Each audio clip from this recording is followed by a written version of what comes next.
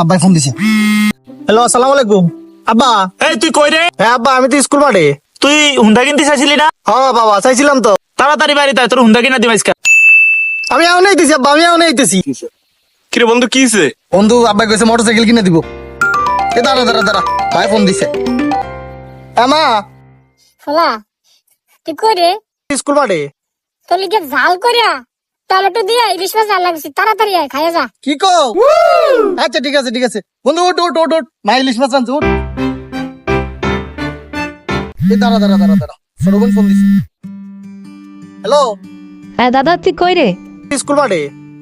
তোর পকেটে মাই বেরি পাইছে। কি কস? আব্বা খবরতন বলে 1000 টাকা লয়ে গেছে। খবরদার তুই বাড়িতে আইস না। বাড়িতে আমো না কেন? আব্বা দাউলে খারাপ হইছে, মাই জারুলে খারাপ হইছে। হ্যাঁ, এই মায়া, দাউড়া লয়ে